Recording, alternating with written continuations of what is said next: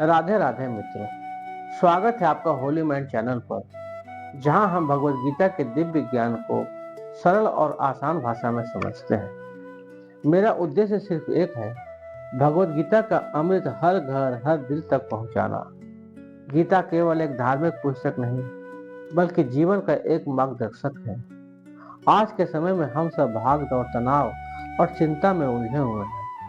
गीता हमें सिखाती है कैसे जीवन के उतार चढ़ाव में मन को स्थिर रखें, सही निर्णय लें और अपने कर्म को सही दिशा में लगाएं। अगर हम रोज थोड़ी थोड़ी सी गीता पढ़ें या सुने तो हमारी सोच बदल सकती है और यही सोच हमारे जीवन को बदल सकती है। तो आइए आज के श्लोक से शुरुआत करते हैं।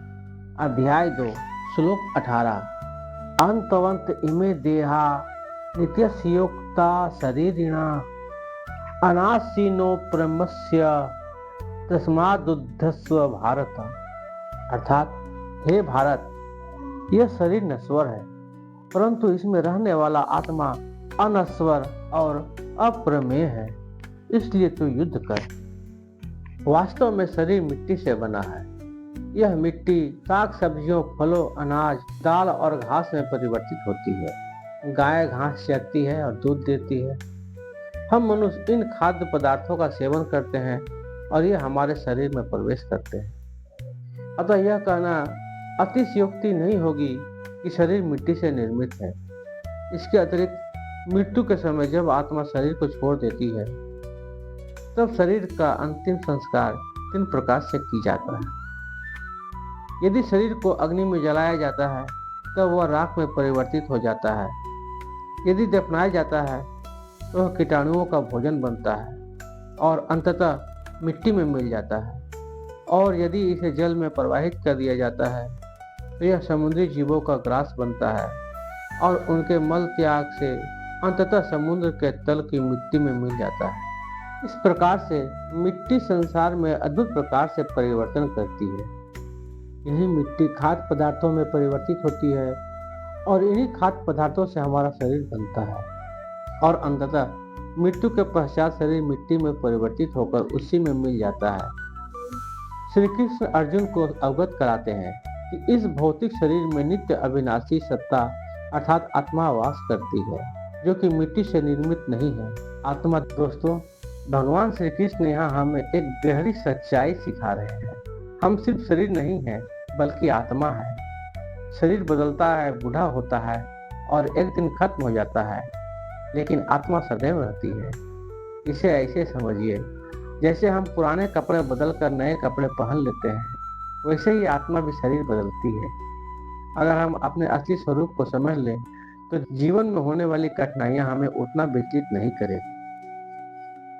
अध्याय 2, श्लोक 19। य एनं वेत्ति हन्तारं यश्चैनं मन्यते हतं उभौ तौ न बीजानीतो यानम हन्ति न हन्यते। अर्थात, वह जो यह सोचता है कि आत्मा जो मारा जा सकता है या आत्मा मर सकती है, वे दोनों ही अज्ञानी हैं।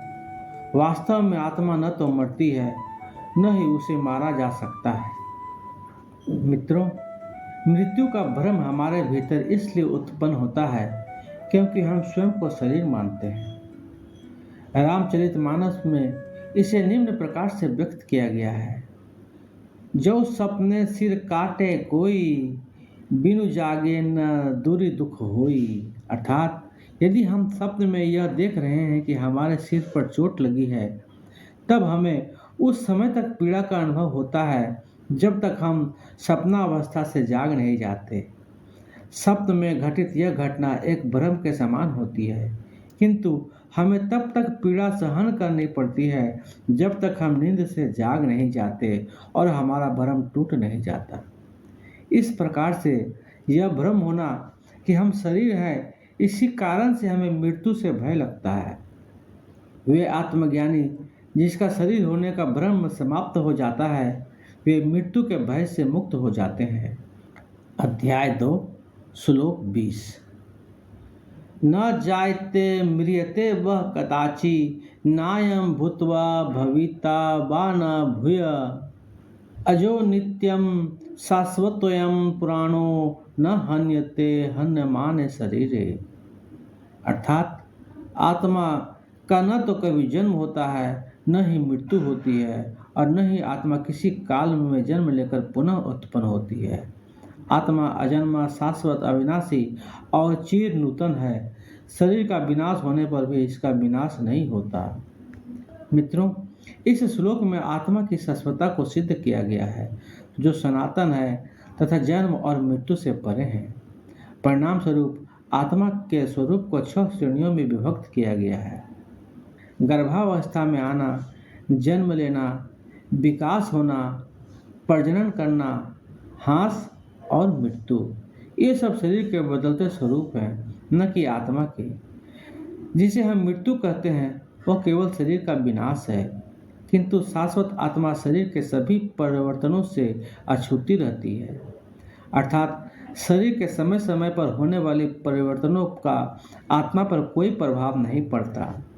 वेदों में इस दृष्टिकोण को बार बार दोहराया गया है। मित्रों, भगवान श्री कृष्ण यहाँ हमें एक गहरी सच्चाई सिखा रहे हैं। हम सिर्फ शरीर नहीं बल्कि आत्मा है। शरीर बदलता है, बूढ़ा होता है और एक दिन खत्म हो जाता है, लेकिन आत्मा सदैव रहती है। आज के समय में जब लोग छोटी छोटी बातों में तनाव में आ जाते हैं, गीता का यह संदेश हमें मानसिक ताकत देता है और हमें हर परिस्थिति का सामना करने की क्षमता देता है। तो मित्रों, आज हमने सीखा हम सिर्फ शरीर नहीं बल्कि अनंत अमर अजर आत्मा हैं। अगर इस ज्ञान को हम अपने जीवन में उतार लें तो भय, दुख और चिंता स्वतः कम हो जाएगी। मैं आपसे निवेदन करता हूँ कि रोज़ थोड़ा थोड़ा गीता पढ़ें या सुनें और अपने जीवन में सकारात्मक बदलाव लाएं। अगर आपको यह वीडियो पसंद आया हो तो इसे लाइक करें, शेयर करें और चैनल होली माइंड को सब्सक्राइब करें, ताकि हम सब साथ मिलकर गीता का यह संदेश जन जन तक पहुंचा सकें। बहुत जल्द मिलते हैं अगले एपिसोड में। तब तक के लिए राधे राधे।